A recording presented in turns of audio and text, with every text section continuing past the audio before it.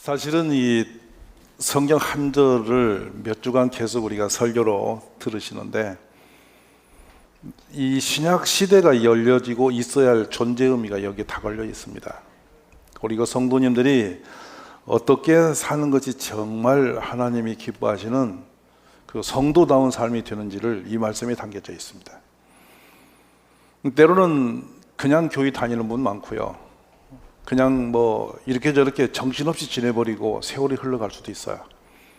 이 본문에서 벗어난 모든 신앙의 행위는 어찌 보면 길을 잃은 거라고 저는 생각합니다.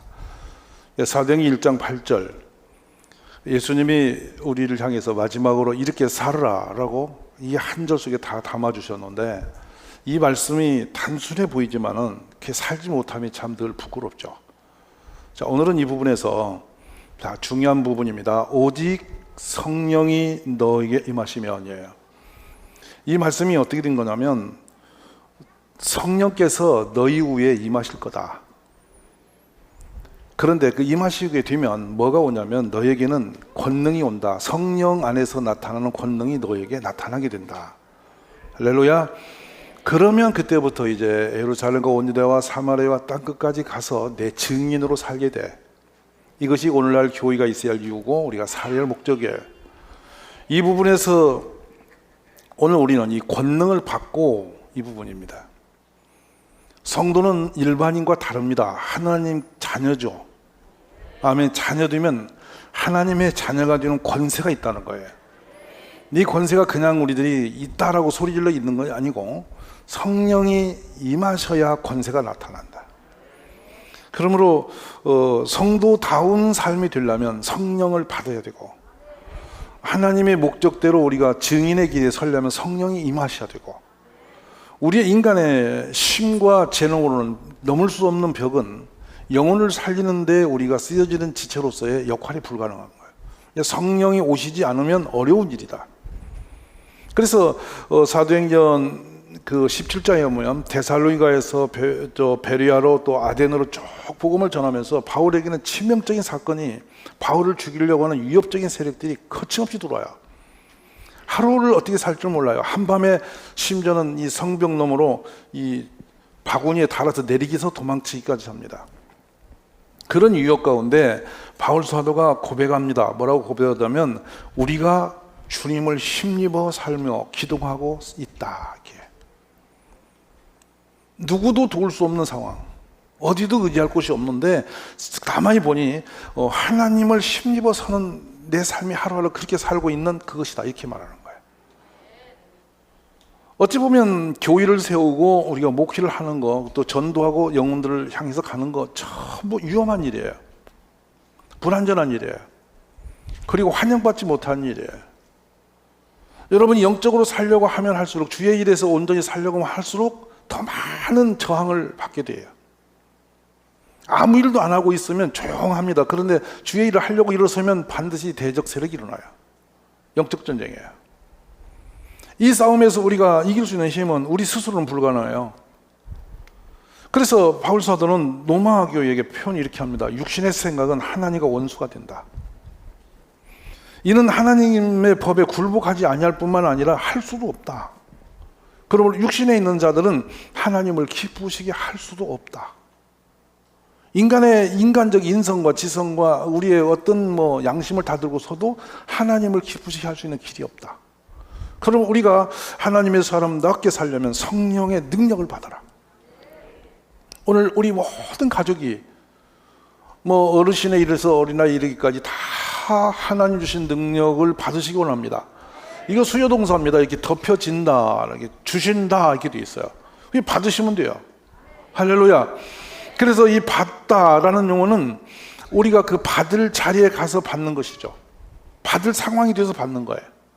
주로 그런데 복음을 증거하려 하는 그 마음으로 그 능력을 구하는 이에게 반드시 성령은 오신다는 거예요. 자, 그래서 제자들을 우리 예수님이 부르신 장면은 고기 잡는 현장에 가서 부르셨죠. 그러면서 내가 너희를 사람을 낚는 어부가 되게 하리라고 부르셨는데, 유감스럽게도 이 제자들이 예수님이 3년 동안 동행하면서 영혼을 구원하러 다니는 근거가 없어요. 사람 살린 역사도 없어요. 그리고 이 상한이 길을 잃어버려요. 더구나 더 놀란 것은 예수님 앞에서 계속 다른 생각을 합니다. 예수님이 이제 때가 다가온다 그러니까 좌우편에 권세자로 세워달라고 하고, 베드로 사도 같은 경우도 대단히 열정적인 분이고 반응이 빠른 분이에요. 뭔가 아주 뛰어들면은 뭐 대단한 분이죠. 근데 베드로 사도가 예수님이 세운 사도들 중에 머리란 말이에요. 제일 큰 형님이에요. 근데 큰 형님이 하는 거 보면 너무나 우스워. 느닷없이 물으로 걷게 해달라고 해놓고 가다가 또 두려워서 또 물에 빠져들기도 하고 막 또 예수님을 부인하고 다양한 부분에서 불완전한 사람으로 살아갑니다. 잘 알다시피 그는 예수님이 부활하신 걸 보시고도 물고기 잡는다고 제자들까지 동원해서 가버리는 사람이에요. 근데 사도행전의 베드로는 전혀 다른 행동을 걷습니다. 성령 이전과 성령 받기 이후에 베드로는 다른 사람으로 바뀌어져 있어요. 그러므로 이 성령의 능력 없이 신앙생활 하시는 것도 굉장히 저는 존경합니다. 여러분, 인간의 의지적으로 종교생활 하는 것도 아무나 할 수 있는 건 아니에요. 그렇지만 이왕 교회를 다니신다면 성령의 권능을 받는 그런 삶을 살자는 거예요. 그러면 이 성령의 권능을 받으면 얼마나 놀라운 일이 있는지 몰라요.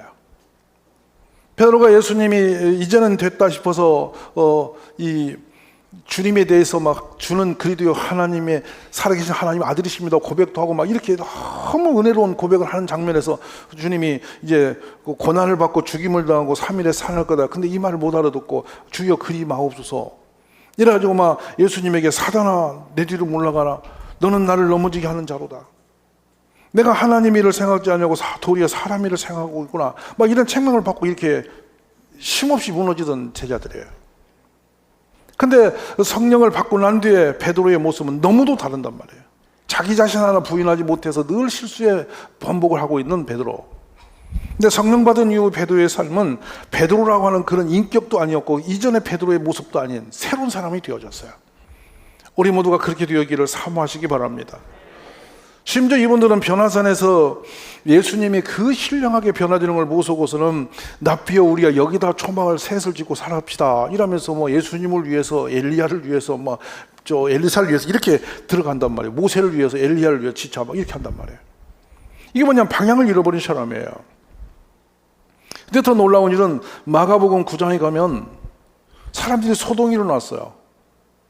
왜냐하면 예수님을 통해 일어난 일들을 위해서 소동도 일어났고 또 예수님 변화산에 내려오시고 일때 밑에서 제자들에서 문제가 생긴 게 있어요. 뭐냐면 아들이 귀신이 들어서 물에도 불에도 지금 뛰어들고 거품 물고 시퍼렇게 질려서 막 이렇게 발작을 하고 이런 상태가 되니까 이 아버지가 얼마나 마음이 힘들었겠어요.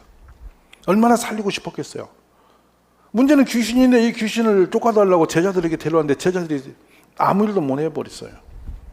그러다 예수님을 기다렸다가 이 기가 막힌 상황에서 예수님을 만나서 그 아버지가 그 아들의 상황을 예수님께 고백을 하잖아요. 근데 할 수 있거든 무엇인지 좀 도와주세요. 방법이 있거 좀 살려주세요. 이 말 아닙니까? 근데 할 수 있거든이 무슨 말이냐? 믿는 자에게 능치 못함이 없다. 기억나시죠 여러분? 그래서 이 귀신을 쫓아내니까 이 귀신이 나가는 순간에 아이가 그냥 실신하니까 사람은 죽었다 했는데 예수님이 일으켜서 같이 일어났어요. 살아났어요. 그래서 제자들이 창피도 하고 참 부럽기도 하니까 밤에 아무도 없을 때 조용히 주님께 찾아왔을 때 묻습니다. 주여 어떻게 해야 이런 일이 일어납니까? 너가 금식과 기도 외에는 이런 이유가 일어나지 않는다. 우리도 마찬가지로 우리가 기도하며 금식하며 때로는 우리의 이 육의 생활을 좀 접어놓고 하나님과 몰입하여 간구하면 능력이 온다는 사실. 근데 이전에는 이런 일들이 허다히 많았죠. 왜냐하면 휴가 때만 되면 날을 정하여 산에 올라가 기도하기를 힘썼고 오직 능력 받는 일에 성도들이 몰입했어요. 근데 오늘날은 우리들이 이상하니만큼 세상 것에 너무나 부유해졌어요. 이게 성경에서 이 계시록에서 7교회 중에 가장 치명적인 교회가 하나 있습니다. 그게 라오디아 교회예요. 나는 부자라 부유함이 없대. 그래서 근데 실제는 눈멀었습니다. 공부합니다. 이게 진짜 벌거숭입니다. 근데 실제 영적으로 벌거숭인데 자신이 모르고 나는 부자라 부유함이 없다 하면서 자꾸 착각 속에 있는 겁니다. 이게 라오디아 교회입니다. 그래 너희 눈을 씻어내라는 겁니다. 다시 보라는 겁니다. 근데 오늘 현대 교회가 이 라오디아 교회에 가는 노선에 서 있지 않는가? 조금 풍요로워지고 배가 불러지고 우리 아실 것이 별로 없어 보이니까 물질로 인하여 우리가 하나님을 잃어버리지 않았느냐. 살아신 여러분, 아무리 물질이 많아도 영적인 이 진정성 있는 영생과 생명은 물질이 주지 않습니다. 우리의 진정한 안전지대도 물질이 있지 않습니다. 그러니까 진정한 우리 안전지대는 세상에도 물론 노력해서 어느 정도 갈 수 있을지 모르겠지만 완전한 승리는 주밖에 안 계시는 거예요. 저는 우리 모두가 성령 충만함을 받으시기 원합니다. 결국에 이 물에도 불에도 뛰어드는 이 기가 막힌 상황에 아버지의 마음은 얼마나 안타까웠겠어요. 무엇이든지 해서 살려고 싶지 않겠어요. 근데 방법이 없었던 거잖아요. 근데 예수님께서 바로 그 아들을 그 자리에서 귀신을 내쫓으님으로 말미암아 그냥 아이가 일어났지 않았어요? 얼마나 놀라운 일입니까? 우리가 기도 외에 다른 것으로는 이런 종류의 일이 일어나지 않습니다. 우리 기도하여 성령 충만함을 받으시기를 주의 이름으로 축원합니다. 이로부터 임하시는 능력을 아까워서 안 주시는 분이 아닙니다. 우리가 기대하지도 않고 기도하지도 않고 바라지도 않고 그냥 돌아다니는 겁니다. 진실로 위로부터 임하시는 능력을 사모함이 있기를 주의 이름으로 축원합니다. 그래, 믿는 자들에게는 이런 표적이 따른다. 곧 그들이 내 이름으로 귀신을 쫓아내며 쇠방을 말하며 뱀을 집으며 무슨 독을 마실지라도 해를 받지 아니하며 병든 사람의 손 언제든지 나으리라. 저는 의학적인 사실을 무시하는 건 아닙니다. 의학의 역할이 있습니다. 그러나 우리 영적인 역할이 있다는 사실이에요. 신비롭습니다. 오래전 일입니다만은 얼마나 힘이 든지 이분은 일본 도쿄에서 밤에 기메에서 택시를 타고 한밤에 2시경에 다져서 저희 사택을 찾아왔습니다. 듣도 보도 못한 분이에요. 근데 동경에서 얼마나 힘이 좀 왔겠는가. 근데 들어오자마자 화장실 문을 열고 그냥 들어가서 엎드러지는데 화장실 문을 잠가놓고 속에서 막 떨면서 살려달라고 소리를 지르고 울고 있는 거예요. 한밤에 무슨 날벼락입니까? 문을 열어놔도 못 여는 거예요. 문 열면 죽는다는 거예요. 아니 누가 죽이냐 했더니 지금 뒤에 보라고, 바로 뒤에 지금 야쿠자 칼 들고 서 있지 않냐고. 환상이 임하여 이분은 공포에 질려서 이제는 공황장애가 너무 크게 온 거예요. 왜 이런 지경이 됐냐 했더니 이번 일본에 가 사업을 하는 가운데 3년 주기로 세무조사를 받으면서 자기가 유압을 느낀다는 거예요. 이 지금까지 이루는 기업이 한 방에 없어질 수 있다고. 이 공포가 점점 커지더니 이제는 자신의 생명 위협을 느끼고서 스스로 그냥 함몰해버린 거예요. 잠도 못 자는 겁니다. 그런데 이 일이 계속되니까 잠깐 자다가 소리 지르고 일어나고 소리 지르고 나고 어떻게 해볼 수가 없어요. 세상에 패격이 무효한 거예요. 그러니까 나중에는 이분으로 갇힌데 제가 놀라는 거라. 왜냐하면 그분이 자꾸 헛소리 하니까 저도 그 사람 말이 믿어져. 뒤에 누가 칼 들고 왔다니 자꾸 저도 뒤를 돌아보게 되고, 저 숲속에 있다고 그러니까 저도 자꾸 숲을 쳐다보게 되고, 갇히게 제정신을 못 차리겠어. 그래, 그때 그 취급 들고 기도를 할 때 예수 이름으로 이 더러운 귀신이 나가라고. 이렇게 기도를 계속하는 가운데 놀라운 일은 이분이 이제 편해졌다고 이틀을 내리지 않은 거예요. 일본으로 돌아갔어요. 사업을 해요. 이제는 그 공황장애 온다, 뭐 두려우면 바로 예수 이름으로 물리친다는 말이에요. 그러면서 이 자유함이 왔다고. 내 예수 안에 진정한 자유가 있다. 이렇게 믿음이 강해져서 지금 선교에 열정을 가진 사람이 됐어요. 사랑하신 여러분, 우리 주님은 살아계십니다. 성령으로 역사하시는 분이시며 우리 모두가 구하는 대로 성령 주시는 분이심을 믿으시기 바랍니다. 우리가 기도할 때에 성령 안에서 우리가 기도할 때 사탄이 떠나갑니다. 귀신이 물러가요.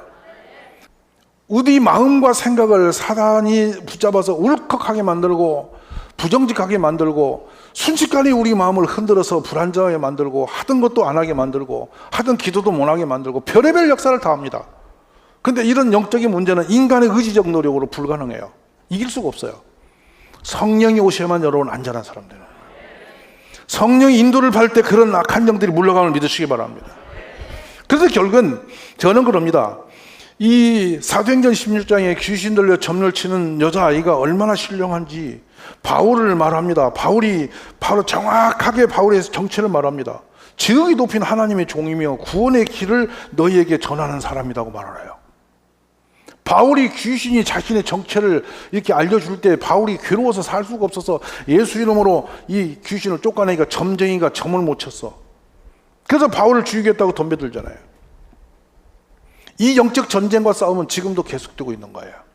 애정 이야기가 아니라 지금도 지속되고 있는 거예요. 우리 가정을 삼킬자처럼 이 우는 사자가 삼킬자를 두루 다니는 것처럼 우리의 영혼을 훔치러 오고 교회를 훔치러 오고 우리 가정을 깨뜨리려고 악한 영은 끊임없이 역사하고 우리들로 하여금 예수를 전하지 않냐고 그냥 이렇게 그냥 그럭저럭 살다 인생을 허비하게 만드는 거, 모두가 다 악한 영들의 역사입니다. 하나님의 사람이 하나님 일을 하지 않고 그냥 손을 놓도록 만드는 것도 우리의 의지가 아니라 사탄이 잘 조절하고 있는 관계입니다.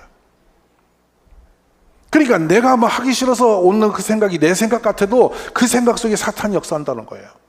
우리가 성령이 오시면 어떻게든지 주의 일을 세우고 싶고 사람을 돌보고 싶고 사람을 살려내고 싶고 전도하고 싶고 어떻게든지 어려운 사람 보면 돕고 싶은 마음들이 분리되어 있는 게 성령 역사예요. 근데 사탄이 들어오면 어떻게든지 가서 이간시키고 어떻게든지 넘어뜨리고 싶고 어떻게든지 안 하고 싶고 어찌하든지 교회에서 방해를 하는 일에 우리가 힘을 쓰게 만들고 이렇게 되는 거예요. 이건 인간의 의지로 불가능해요. 혹이라도 여러분 중에 기도를 하다가 아니면 교회에 하나님의 일을 뭐 하다가 손을 놓고 열중시하고 싶은 생각이 들었거든. 여러분 지금 위험한 때입니다. 그 마음과 생각을 움직이고 끌고 하는 영은 하나님의 성령이 아니라 하나님을 대적하는 영이 역사하고 있는 상태라는 것입니다. 본인은 모릅니다. 내 생각이 피곤해서 그렇지 어쩌고 이렇게 표현합니다. 어림없는 얘기입니다. 영에서 지고 있는 거예요. 주의 능력 받으셔서 승리가 있기를 주의 이름으로 축원합니다. 그래 결국에는 이 귀신 들린 여자를 고침으로 인하여 바울이 잡히죠. 그래서 착고를 차해서 감옥에 들어갑니다. 바울과 실라가 감옥에 잡혀 들어가서 이제는 뭐 꼼짝도 수가 없이 이제는 죽음을 기다리는 상황이 됐는데 한밤에 두 사람이 바울과 실라가 찬송을 합니다. 이게 인간의 힘이겠습니까? 여러분 착고를 하면 우리들의 생각에는 그림이 안 나옵니다. 이 지하에 토구를 파놓고 거기다가 사람을 집어넣고 이렇게 긴 나무를 반제를 쪼개서 구멍을 파서 목을 조여서 여기다 쇠를 박아서 엮어놓고 이 발에도 쇠만한 쇠덩어리를 두 다리다 걸어놓고 이 손도 거기다 뒤로 이렇게 묶어놨습니다. 어떻게 해볼 수 없는 불가항력적인 그 지하실에다가 이렇게 집어 던져놓으면 습기와 흙 냄새가 오는데 이건 역겨워서 숨을 쉴 수가 없어요. 거기다 들어가 앉아있는 거예요. 음습한 그 냉기가 몰려들어오죠. 그런데 거기서 그렇게 엮여서 그 지하 굴에 들는데 지하 굴 높이가 보통 한 3층 정도 깊이로 들어가 있거든요. 그러니 이 상황은 지극히 기가 막힌 것입니다. 그 상황이 되면 화장실을 가겠습니까? 자신의 생리적 현상이 어떻게 일어납니까? 누토 안도 못하게 걸쳐져 있는 상태로 이렇게 있는 거죠. 그게 착고예요. 근데 그 상태에서 두 사람이 서로 마주보고 그 지하 옥터에서 서로가 찬송을 부르는 거예요. 그리고 기도를 하는 거예요. 근데 이 기도 소리를 옥졸이 들어. 옆에 죄수들도 들어. 근데 어느 시간이 됐는지 한밤이 됐는데 땅이 움직여 지진이 일어나는 거라. 그러더니 옥이 움직이는 거라. 그러더니 옥문이 덜커덕 열리는 거라. 그러더니 손에 메인 착고가 이게 메인 착고가 다 벗겨져 나가는 거라. 그래 간수가 깨어서 보니 옥문이 열린 것을 보고 죄수가 어디로 없어진 줄 알고 놀래서 이제 자기가 자살하려고 하는 거라. 그때 바울이 소리를 지르면서 내 몸을 사가지 마라. 우리가 다 여기 그냥 있다. 그리고 간수가 등불을 달라고 뛰어들어와서 보니 이 사람들이 다 풀려서 있는 거 보고 너무 두려움에 빠져 있는. 그래서 내가 어떻게 해야 될까? 어떻게 해야 구원을 받을까? 막 정신을 못 차리고 있을 때 주 예수를 믿으라. 그리하면 너와 내 집이 구원을 받으리라. 이리하여 그 사람들이 회심을 하고 예수 믿는 사람을 바뀌는 거예요. 할렐루야. 이게 인간의 힘으로 하는 것이냐 이거예요. 우리가 노력으로 그냥 살다가 적당히 되는 일이냐 이거예요. 여러분 바로 이런 주의 능력으로만 가능한 것입니다. 오늘 저는 우리 온 교회들이 우리 성도님들이 다 성령 안에서 새 방언을 말하기를 저는 원합니다. 새 방언을 하십시오. 기도의 깊이가 달라지고 시간이 달라집니다. 영적인 의미가 달라집니다. 인생이 보는 세계관이 달라집니다. 여러분 새 방언은 사람의 힘으로 하는 게 아니라 우리의 혀를 주장하여서 하나님이 신령한 성령으로 고백을 시키는 게 새 방언이에요. 이 방언 기도를 할 때에 귀신이 나갑니다. 이 방언으로 찬양할 때 찬양 곡이 달라집니다. 저는 온 성도님들 이런 성령의 은혜 가운데 이런 축복이 있기를 간절히 원합니다. 그게 권능의 표현들이에요. 방언으로 기도할 때 귀신이 나가요. 얼마나 신령하고 기분이 좋은지 몰라요. 우리 그런 기도가 있기를 기도합니다. 바울 사도는 이런 신령한 방언 기도하게 됨을 하나님께 진짜 감사하다고 그랬습니다. 왜? 인간의 생각은 한계도 멈추는데 성령은 거듭거듭 기도를 시키시는데 성령이 인도하시는 기도로 하면 하나님 응답이 빨라지지 않습니까? 우리 그런 모든 성도님이 되시기를 간절히 원합니다. 뱀을 집어올리며 무슨 독을 말자 해를 받지 않으면 병든 사람의 손은 즉 나으리라고 그랬습니다. 여러분, 은사주의가 아닙니다. 자연스럽게 성령 안에 나타나는 그런 현상들인 것입니다. 우리 모두가 이런 은사와 능력 받고 성령을 받아서 땅끝까지 예수 전하는 증인이 되시기를 주의 이름으로 축원합니다. 우리가 알다시피 바울은 원주민들 앞에 뱀에 물려서요, 이 독사가 물으면 3분 이내에 심장마비로 죽는 거였어요. 근데 뱀을 의젓히 모닥불에 털어버립니다. 근데 바울 사도에게 독이 전혀 힘을 못 씁니다. 바울이 그냥 멀쩡합니다. 그걸 보고 그 원주민들이 달려와 놀라서 바울 보고 스스 신이시라고 그랬습니다. 바울이 그랬죠. 이거는 내가 신이 아니라 여호와 하나님께서 하신 일이라고. 할렐루야. 우리가 그런 능력을 받으시기 원합니다. 교회가 사람끼리 모이는 회집이 아닙니다. 성령의 역사가 있어야 교회 되는 것입니다. 사마리아 성에, 그 버림받은 성에 빌립 사도가 갑니다. 빌립 집사가 갑니다. 그가 복음을 전했더니 표적도 나타나고 놀라운 일은 더러운 귀신들이 떠나게 됐습니다. 중풍병자가 일어나 걷기 시작합니다. 그래서 온 성에 기쁨이 충만했습니다. 오늘 우리 가족들이 막연하게 교회를 다니시지 마시고 여러분이 틈틈이 성령을 사모하십시오. 어떤 때는 부산에 집회를 갈 때 과거에는 6시간 반씩 갈 때도 있고 지금 같으면 5시간 정도 갑니다만은 그냥 멍하니 생각 놓고 먼 길을 운전하는 것은 피곤하기 이를 데가 없는 겁니다. 두리번 하면서 그냥 아주 피곤한 길을 가는 거죠. 근데 방언으로 기도를 하고 하면요, 부산 갈 때까지 피곤한 일로 방언 기도가 계속 이어집니다. 얼마나 신령한지 어떻게 간지도 모르고 도착돼 있어요. 이게 성령의 역사입니다. 우리 그런 축복을 누리시기를 주의 이름으로 축원합니다. 그래서 요한복음에 보면 물과 성령으로 나지하면 하나님 나라에 들어갈 수 없다. 보혜사고 아버지께서 내 이름을 보내실 성령, 그가 너에게 모든 것을 가르치시고 내가 너에게 말한 모든 걸 생나게 하리라. 진리의 성령이 오실 때 그가 나를 증언하실 것이다. 할렐루야. 성령이 오시면 그가 너희를 모든 진리 가운데로 인도하시리라. 심지어 예수님의 제자들에게 이런 말씀도 하십니다. 자, 숨을 내쉬면서 후 하시면서 성령을 받아라 그러셨어요. 오늘 성령 없이 무무건조한 신앙생활을 고만 마치시고 성령의 인도를 받는 능력의 사람으로 살아나시길 원합니다. 누구든지 구하시면 됩니다. 기도하십시오. 주님께 구하시면 주님은 오시는 것입니다. 우리가 주님을 가까이 하라 하시면서 말씀했습니다. 가까이 하는 방법은 여러분 기도하는 것입니다. 기도하는데 처음에 내가 어쩔 수 없는 것이니 저는 이런 생각합니다. 늘 성령 안 받고 어려운 분들에게 제가 드리는 팁이 하나 있습니다. 많은 임상을 해본 결과 시편에서 가장 길고 은혜스러운 말씀을 모아놓은 게 시편 119편이에요. 오직 급하면 119라고 그러겠어요. 시편 119 말씀을 이렇게 놓고서 켜놓고 자신이 자기 입으로 시편을 읽어가는 것입니다. 근데 읽어가다 보면 이 말씀이 우리의 영혼을 흔들으세요. 갑자기 눈물이 나기도 하고 감동이 되기도 하고 정말로 정황 없이 노래가 나오기도 합니다. 그러다 보면 성령 임재가 일어나는 거예요.